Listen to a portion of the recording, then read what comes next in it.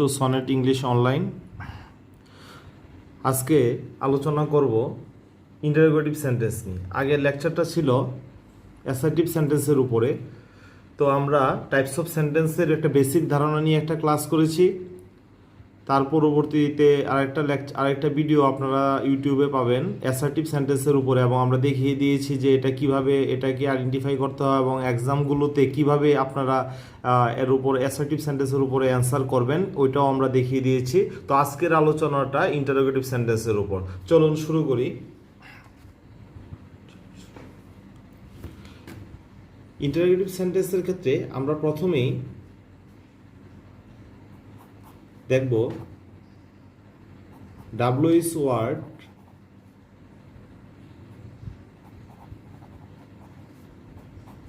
Plus subject.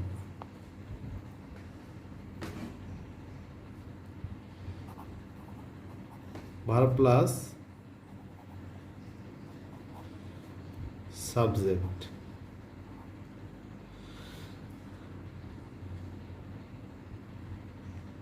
Number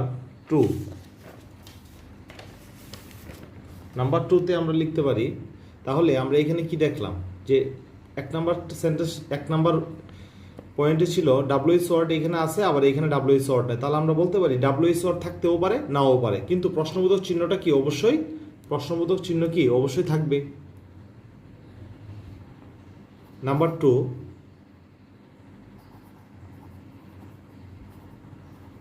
auxiliary verb অনুযায়ী main verb হবে। তাহলে অক্সিলিয়ারি ভার্ব এবং মেইন ভার্ব, এটা হয়তো বা আশা রাখি অনেকের এই বিষয়টাতে কোনো প্রবলেম থাকার কথা না। তারপরও আমি দেখিয়ে দিচ্ছি যে অক্সিলিয়ারি ভার্ব এবং মেইন ভার্বের একটু পার্থক্য দেখিয়ে দিচ্ছি আপনাদেরকে। যেমন আমি যদি এখানে লিখি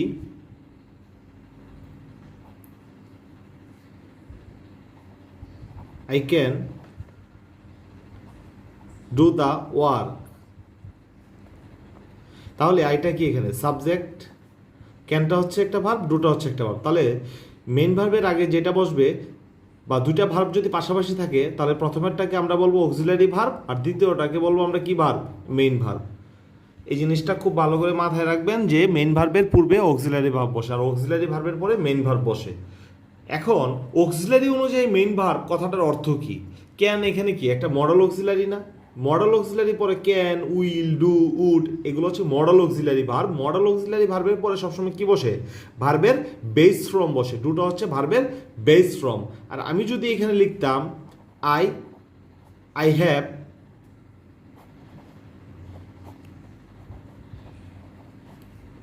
the work, I have do হবে না ডান হবে এখানে? তাহলে হ্যাভের পরে সবসময় কি বসে? পাস্ট পার্টিসিপল বসে না? আর মডেল অক্সিলারির পরে কি বসে? বেস ফর্ম বসে। তাহলে এখানে অক্সিলারি কোনটা? এখানে অক্সিলারি ভার্ব হচ্ছে হ্যাভ যদি অক্সিলারি ভার্ব হয় তাহলে হ্যাভের পরে সবসময় কি পাস্ট পার্টিসিপল ফর্ম বসে। তাহলে এখানে ডু হবে না ডান হবে? ডু তো বেস ফর্ম, আর ডান হচ্ছে পাস্ট পার্টিসিপল ফর্ম। সেই জন্যই আমরা এখানে পয়েন্ট 2তে আমরা এখানে বলেছি যে অক্সিলারি ভার্ব অনুযায়ী মেইন ভার্ব বসবে। তাহলে অক্সিলারি ভার্ব অনুযায়ী তাহলে মেইন ভার্ব বসলো, এখানেও অক্সিলারি অনুযায়ী মেইন ভার্ব বসলো। এটা খুব ভালোভাবে মনে রাখবেন। 3 নম্বরে যদি আমরা বলি, এখন এখানে যদি একটা উদাহরণ লিখি, শি কুকস রাইস। এখন শি কুকস রাইস এটা যদি লিখি আমরা, তাহলে সেটা কি এখানে? সেটা হচ্ছে সাবজেক্ট, আর কুকসটা হচ্ছে এখানে ভার্ব। এখন প্রশ্ন হচ্ছে ভার্ব তো পাস্টেও থাকতে পারে, প্রেজেন্টেও থাকতে পারে। তাহলে এটা আমরা কোন টেন্সে আছে? এটা কি প্রেজেন্ট ইনডিফিনিটে আছে না? তো প্রেজেন্ট ইনডিফিনিটে যদি থাকে, এটাকে যদি আমরা ইন্টারোগেটিভ করি, তাহলে কি করতে হবে? সি যেহেতু সিঙ্গুলার, তার জন্য আমরা এখানে কি আনবো? ডাজ আনবো। ডাজ শি কুক রাইস, আর প্রশ্নবোধক চিহ্ন কি অবশ্যই থাকবে। তাহলে একটা জিনিস খেয়াল করেন, সাবজেক্ট অনুযায়ী কি বসে? অক্সিলারি ভার্ব বসে না? তাহলে আমরা এখানে কি লিখতে পারি? অক্সিলারি অনুযায়ী যদি মেইন ভার্ব বসে, তাহলে সাবজেক্ট অনুযায়ী অক্সিলারি ভার্ব হবে। তাহলে আমরা এই জিনিসটা এখানে ক্লিয়ার। যদি সাবজেক্ট অনুযায়ী যদি মেইন ভার্ব বসে, সাবজেক্ট অনুযায়ী কি হয়? ভার্ব হয়। সাবজেক্ট যদি সিঙ্গুলার হয়, ভার্বটাও তো সিঙ্গুলার হয়। আর সেই ক্ষেত্রে আমরা এখানে তাহলে কি বলি, আর এখানে আমরা দেখাই দিলাম যে অক্সিলারি অনুযায়ী যদি মেইন ভার্ব হয়, তাহলে মেইন ভার্ব অনুযায়ী কি হবে? তাহলে সাবজেক্ট অনুযায়ী হবে অক্সিলারি ভার্ব। এই বিষয়টা খুব ভালোভাবে মাথায় রাখবেন। আরও স্পষ্টভাবে আপনাদের বলে দিচ্ছি যে অক্সিলারি ভার্ব ডাসটা এখানে কি অনুযায়ী হলো? ডাসটা এখানে হলো সি অনুযায়ী, মানে সাবজেক্ট অনুযায়ী অক্সিলারি ভার্ব হলো, সাবজেক্ট অনুযায়ী অক্সিলারি ভার্ব। আর অক্সিলারি ভার্ব যেহেতু ডাস আছে, ডাস, ডু, ডাস, ডিড, এই শব্দগুলোর পরে কি বসবে? ডু, ডাস, ডিড, এদের পরে সবসময় ভার্বে বেস ফর্ম বসে। তো অক্সিলারি ভার্ব যেহেতু ডাস আছে, তাহলে অক্সিলারি অনুযায়ী কি বসলো? মেইন ভার্ব হলো না? অক্সিলারি অনুযায়ী মেইন ভার্ব। সাবজেক্ট অনুযায়ী হচ্ছে অক্সিলারি, আর অক্সিলারি অনুযায়ী হচ্ছে মেইন ভার্ব। এই বিষয়টা খুব ভালোভাবে মাথায় রাখবেন। আবার যদি উদাহরণটা আমি এইভাবে লিখতাম, একটা উদাহরণ যদি আমি এইভাবে লিখি, your father came last night.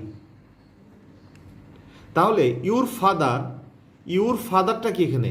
Your father হচ্ছে সাবজেক্ট। ইউর ফাদারটা যদি এখানে সাবজেক্ট হয় আর ভার্ব কোনটা? কেম, তাহলে এটাকে আমরা কি বলতে পারি? ভার্ব বলতে পারি। আবার এটাকে মেইন ভার্বও বলতে পারি। একটা সেন্টেন্সে যদি একটা ভার্ব থাকে তখন তাকে আমরা কি বলবো? মেইন ভার্ব বলবো। আর দুইটা যদি থাকে তাহলে প্রথমেরটাকে অক্সিলিয়ারি বলবো, তারপরেরটাকে মেইন বলবো। যেহেতু একটা আছে তাহলে আমরা এটাকে মেইন ভার্ব বলবো।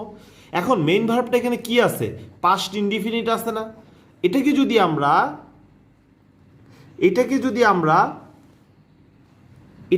আমরা ইন্টারোগেটিভ সেন্টেন্সে রূপান্তর করি, তাহলে কি লিখতে হবে? পাস্ট ইনডিফিনিট থাকার কারণে কি হবে? ডিড। আর প্রেজেন্টে কি হয়? ডু, ডাস। প্রেজেন্টে হবে ডু, ডাস, আর পাস্টে হবে did. Did your father come last night. Your ফাদারটা কি এখানে? ইউর ফাদারটা হচ্ছে সাবজেক্ট। সাবজেক্ট, তাহলে এটা হচ্ছে সাবজেক্ট। তাহলে সাবজেক্ট অনুযায়ী কি বসলো? আর পাস্ট টেন্স যেহেতু পাস্ট টেন্সে ডু ডাসের ক্ষেত্রে যেহেতু ডিড বসে, ডু ডাসের পরিবর্তে ডিড বসাইতে হয়, তাহলে আমরা এখানে কি ডিডটা এখানে তাহলে কি অক্সিলারি ভার্ব। অক্সিলারি ভার্ব অনুযায়ী কি বসলো? মেইন ভার্ব বসলো। তাহলে আমরা এটা খুব ভালোভাবে দেখলাম যে অক্সিলারি অনুযায়ী মেইন ভার্ব এবং সাবজেক্ট অনুযায়ী অক্সিলারি ভার্ব। এখন আমরা একটা এক্সারসাইজ দেখবো এখানে। Why you were absent last Friday. এখানে হোয়াইটা কি? একটা WH ওয়ার্ড, আর ইউটা কি এখানে একটা সাবজেক্ট, ওয়ারটা কি এখানে একটা ভার্ব, আর এখানে প্রশ্নবোধক চিহ্ন আছে। এটাকে আমাকে ইন্টারোগেটিভ সেন্টেন্সে রূপান্তর করতে বলছে। তাহলে আমরা WH ওয়ার্ড তো সবসময় শুরুতেই থাকবে, আর সাবজেক্টের আগে কি বসে? সাবজেক্টের আগে ভার্ব বসে। সাবজেক্টের আগে ভার্ব বসে প্লাস সাবজেক্ট, প্রশ্নবোধক চিহ্ন আছে। তাহলে আমরা কারেক্ট করলাম কিভাবে ইন্টারোগেটিভ সেন্টেন্স করতে হয়। আমরা এখন কিছু কোয়েশ্চেন দেখব যেগুলো বিভিন্ন সময় বিভিন্ন প্রতিযোগিতামূলক পরীক্ষায় আসছে, এবং ওইখান থেকে কিছু আমরা এক্সাম্পল নিয়ে আপনাদের জন্য দেখিয়ে দিব যে এগুলো আমরা কিভাবে আইডেন্টিফাই করব প্রতিযোগিতামূলক পরীক্ষাগুলোর জন্য। এখানে বেশ কিছু এক্সাম্পল আছে, আমরা এগুলো দেখব যেগুলো বিভিন্ন সময় বিভিন্ন জায়গায় আসছে। Which book you reading. Which book you reading, which কি? WH word. তাহলে ইউটা হচ্ছে কি এখানে সাবজেক্ট, আর হচ্ছে এখানে ভার্ব। এবং খেয়াল করেন আর অনুযায়ী কি বসলো? মেইন ভার্ব বসলো না? সাবজেক্ট ইউ এর সাথে আর হইলো সাবজেক্ট অনুযায়ী মেইন ভার্ব, অক্সিলারি ভার্ব, আর অক্সিলারি অনুযায়ী কি? Main verb.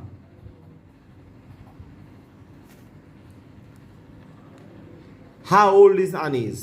আনিস কি এখানে সাবজেক্ট, আর ইসটা হচ্ছে এখানে ভার্ব। WH ওয়ার্ড আছে, প্রশ্নবোধক চিহ্ন এখানে আছে। যেহেতু আনিস সিঙ্গুলার সেই জন্য ভার্বটাও এখানে কি? Singular. Can not I pass the examination, এটা হচ্ছে একটা অক্সিলারি ভার্ব, এটা হচ্ছে কি সাবজেক্ট, আর পাঁচটা হচ্ছে মেইন ভার্ব, আর এটা হচ্ছে অক্সিলারি ভার্ব। তাহলে আমরা কি এখানে দেখলাম মডেল অক্সিলারি পরে সবসময় ভার্বের বেস ফর্ম বসে, তাই এখানে অক্সিলারি অনুযায়ী কি বসছে, সাবজেক্টের আগে ভার্ব বসছে, প্রশ্নবোধক চিহ্ন আছে, তার মানে এটাকে আমরা ইন্টারোগেটিভ সেন্টেন্স বলতে পারি। তেমনি এখানে আরও কিছু এক্সাম্পল আছে যে সে হচ্ছে সাবজেক্ট, এটা হচ্ছে অক্সিলারি ভার্ব। তাহলে সাবজেক্ট অনুযায়ী কি বসলো, অক্সিলারি ভার্ব, সাবজেক্ট সিঙ্গুলার, তো অক্সিলারি ভার্বটাও কি এখানে করলো, অক্সিলারি ভার্বটা সিঙ্গুলার হইলো, আর অক্সিলারি ভার্ব অনুযায়ী কি বসলো, মেইন ভার্ব হইলো। ডু ডাজ ডিডের পরে সবসময় কি হয়, ডু ডাজ ডিডের পরে ডু ডাজ ডিডের পরে সবসময় কি হয়, ভার্বের বেস ফর্ম হবে, ভার্বের বেস ফর্ম হবে। তো এই উদাহরণগুলো আমরা অলরেডি দেখছি, আপনারা এইগুলো নিজেরা চেষ্টা করবেন, আশা করি আপনারা এগুলো বুঝতে পারবেন খুব সহজেই। আমরা এখন কিছু কোয়েশ্চেন আপনাদেরকে দেখিয়ে দিব, যেইগুলো বিভিন্ন সময় এমসিকিউ আকারে বিভিন্ন পরীক্ষাগুলোতে আসছে। এগুলো যদি আমরা দেখি, আশা করি যে কোনো কম্পিটিটিভ এক্সামে আপনারা এগুলো ভালো করতে পারবেন। কারণ একটা টপিক যখন আপনি পড়বেন, ওইটা সম্পর্কে যদি আপনি খালি রুলসই মুখস্থ করলেন, তাহলে কখনো ভালো করতে পারবেন না। আর ভালো করার জন্য আপনাকে প্র্যাকটিস করতে হবে এবং জানতে হবে, দেখতে হবে কিভাবে আপনি ওই পরীক্ষাগুলোতে যখন আপনি অ্যাটেন্ড করবেন, অ্যান্সারটা আপনি ওই টপিকসটার উপর অ্যান্সার কিভাবে করতে হয় সেটা আমাদেরকে জানতে হবে। চলুন শুরু করি।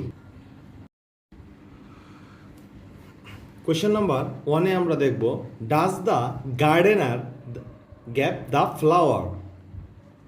ডাজটা এখানে কি, ডাজটা হচ্ছে একটা অক্সিলিয়ারি ভার্ব। ডাজটা যদি একটা অক্সিলিয়ারি ভার্ব হয়, গার্ডেনারটা এখানে হচ্ছে একটা সাবজেক্ট। তাহলে আমরা জানি অক্সিলিয়ারি অনুযায়ী সবসময় কি বসবে, মেইন ভার্ব বসবে। তাহলে অক্সিলিয়ারি অনুযায়ী মেইন ভার্ব বসে, ডু ডাজ ডিডের পর সবসময় কি বসে, ডু ডাজ ডিড, এরপর সবসময় ভার্বের বেস ফর্ম হবে, সবসময় ভার্বের বেস ফর্ম হবে। তো অপশান এতে যদি দেখি ওয়াটারিং, ওয়াটারিংটা কি, বেস ফর্মের সাথে যদি আইএনজি যোগ হয় তখন তাকে আমরা বলি জিরান্ড। তাহলে আমরা আমাদের দরকার base form. Option number B waters, এটা প্রেজেন্ট ফর্ম, এর সাথে এস বা ইএস যুক্ত হয়ে গেছে, এটা ভার্বের বেস ফর্ম নয়। আর অপশন নাম্বার সি ওয়াটার হচ্ছে ভার্বের বেস ফর্ম, ওয়াটার হচ্ছে ভার্বের বেস ফর্ম। আর টু ওয়াটারটা হচ্ছে ইনফিনিটিভ, ভার্বের বেস ফর্মের সাথে যদি টু যুক্ত হয় তখন তাকে আমরা কি বলি, ইনফিনিটিভ বলি। তাহলে আমাদের দরকার ছিল ভার্বের বেস ফর্ম, আমরা অ্যান্সার কারেক্ট করবো হচ্ছে C. Option number 2 I not been reading, আইটা হচ্ছে কি সাবজেক্ট, আইটা হচ্ছে সাবজেক্ট, বিনটা হচ্ছে কি ফর্ম, পাস্ট পার্টিসিপল ফর্ম, আর এটা প্রশ্নবোধক চিহ্ন। তাহলে আমার কি হবে, অক্সিলারি ভার্ব আনতে হবে। তাহলে মেইন ভার্ব অনুযায়ী আমার কি বসবে, মেইন ভার্ব অনুযায়ী আমার অক্সিলারি ভার্ব বসবে। হ্যাভ, হ্যাভ বিন, হ্যাভের পরে পাস্ট পার্টিসিপল ফর্ম হয়, আর আয়ের সাথে কি হয়, হ্যাভ হয়। তাহলে সাবজেক্ট অনুযায়ী মেইন ভার্ব এবং সাবজেক্ট অনুযায়ী অক্সিলারি ভার্ব, আর অক্সিলারি অনুযায়ী মেইন ভার্ব। তাহলে হ্যাভকে আমরা কারেক্ট করতে পারি। বাকিগুলো কেন হয়নি আমরা দেখব। অপশন বি হ্যাজ, অপশন বিতে আছে হ্যাজ কি আয়ের সাথে সবসময় হ্যাভ হয়, হ্যাজ হয় না, তো এটা হবে না। ডাজ, আয়ের সাথে কি I do the work, do use করি আমরা সবসময়। তাহলে আয়ের সাথে যেহেতু ডাজ হবে না, ডু হয়, আর যদি আমরা এখানে ডাজ না হয়ে যদি ডু হইতো তাহলে আমরা এখানে কি করতাম, ডুটা হতো, ডুটা এখানে যদি আমরা ডু ইউজ করি তাহলে ডুটা হচ্ছে এখানে একটু অক্সিলারি ভার্ব, অক্সিলারি পরে সবসময় কি বসে, ভার্বের বেস ফর্ম বসে। তাহলে বিনের বেস ফর্ম কি, বি, আর পাস্ট ফর্ম হচ্ছে ওয়াজ, ওয়ার, আর পাস্ট পার্টিসিপল ফর্ম হচ্ছে বিন। সো আমরা সিকে চয়েস করতে পারবো না অ্যান্সার হিসেবে। তাহলে আমরা অ্যান্সার হিসেবে কারেক্ট করব অপশান এ কে। কোয়েশ্চেন নাম্বার 3-তে choose the correct interrogative sentence, interrogative sentence আমাকে বের করতে বলছে।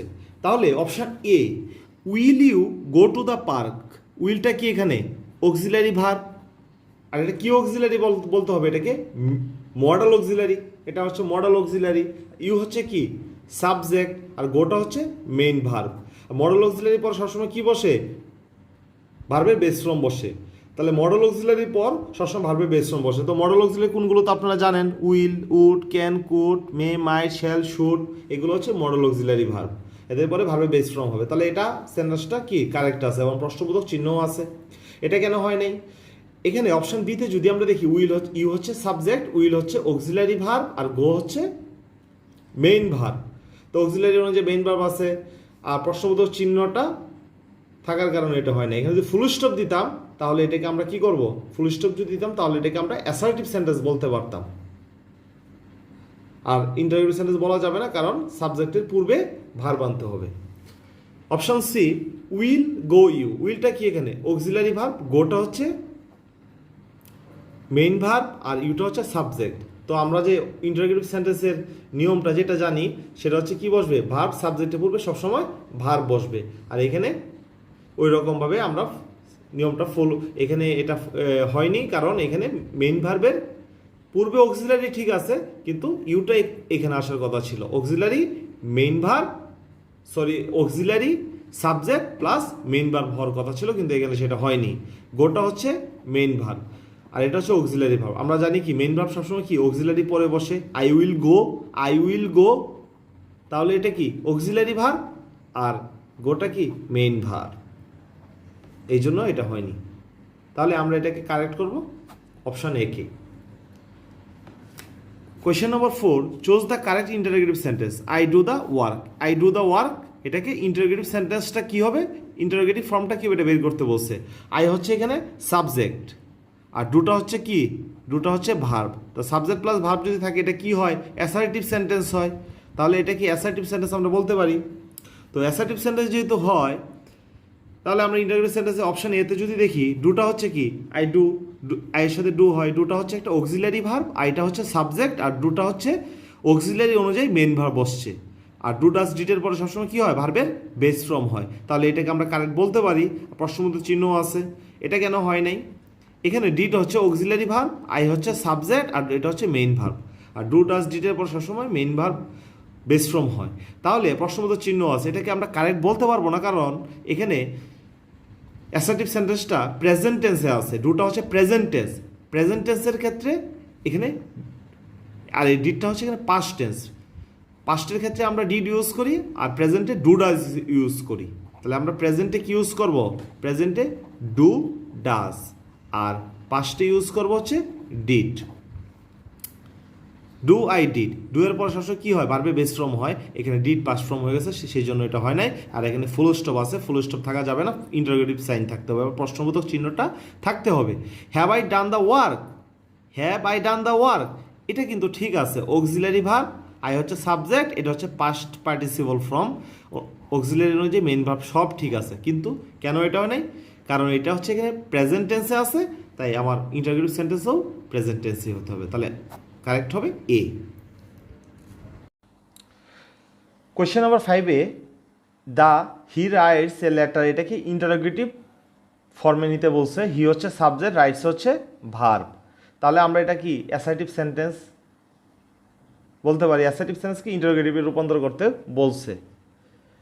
তাহলে এখন আমাদের ব্যাখ্যাটা আমরা কোয়েশ্চেন নম্বর 4-এ যে ব্যাখ্যাটা দিছি 5 নম্বরের জন্য, ওই ব্যাখ্যাটাই থাকবে। তাহলে আমরা অ্যান্সার হিসেবে চয়েস করব কোনটাকে, অ্যান্সার হিসেবে আমরা এখানে চয়েস করব ডাজ হি রাইট এ লেটারকে, কারণ হি হচ্ছে সাবজেক্ট, সাবজেক্ট অনুযায়ী অক্সিলারি ভার্ব বসছে, আর অক্সিলারি অনুযায়ী মেইন ভার্ব বসছে। তাহলে কারেক্ট হবে এখানে বি। এখানে আমরা 6 নম্বর অপশানে, 6 নম্বর কোয়েশ্চেনে এসে দেখব যে এখানে কিছু পিন পয়েন্টিং এরর আছে। A critical question about the monolithic stone status of Easter Island is, এখানে দেখেন একটা জিনিস খেয়াল করেন, এখানে এ ক্রিটিক্যাল কোয়েশ্চান, এটা হচ্ছে একটা সাবজেক্ট, দ্য মনোলিথিক স্ট্যাটাস হচ্ছে একটা সাবজেক্ট, আবার এটাকেও আমরা একটা সাবজেক্ট বলতে পারি। তাহলে আমার প্রশ্ন হচ্ছে, আর ইসটা হচ্ছে এখানে ভার্ব, তাহলে ইসটা হচ্ছে এখানে ভার্ব, তাহলে ইসটা যদি এখানে ভার্ব হয়, তাহলে একটা ভার্বের জন্য তো 3টা সাবজেক্ট থাকতে পারবে না। সেই ক্ষেত্রে প্রিপোজিশনাল ফ্রেজের ক্ষেত্রে যদি একাধিক নাউন বা নাউন ফ্রেজ, এগুলো যদি একাধিক যদি থাকে, প্রিপোজিশন দ্বারা যুক্ত থাকে, এই যে একটা প্রিপোজিশন, আবার এইখানে একটা প্রিপোজিশন, তার যুক্ত আছে কয়টা, 1 2 3, একাধিক শব্দ যদি প্রিপোজিশন দ্বারা যুক্ত থাকে, তাহলে প্রথম যে শব্দটা আছে, প্রথম প্রিপোজিশনের পূর্বে যে শব্দটা থাকবে তাকে আমরা কি বলবো, সাবজেক্ট বলবো। তাহলে এই সাবজেক্টটা কি, এ ক্রিটিক্যাল কোয়েশ্চেন মানে হচ্ছে কি, এখানে হচ্ছে সিঙ্গুলার, তার মানে সাবজেক্ট যেহেতু সিঙ্গুলার তাহলে এখানে ভার্বটাও কি হবে, এখানে ভার্বটাও হবে সিঙ্গুলার। তো ইজটা হলো এখানে সিঙ্গুলার, খুব ভালো করে এই জিনিসটা মনে রাখবে, তাহলে এখানে কোনো ভুল নাই।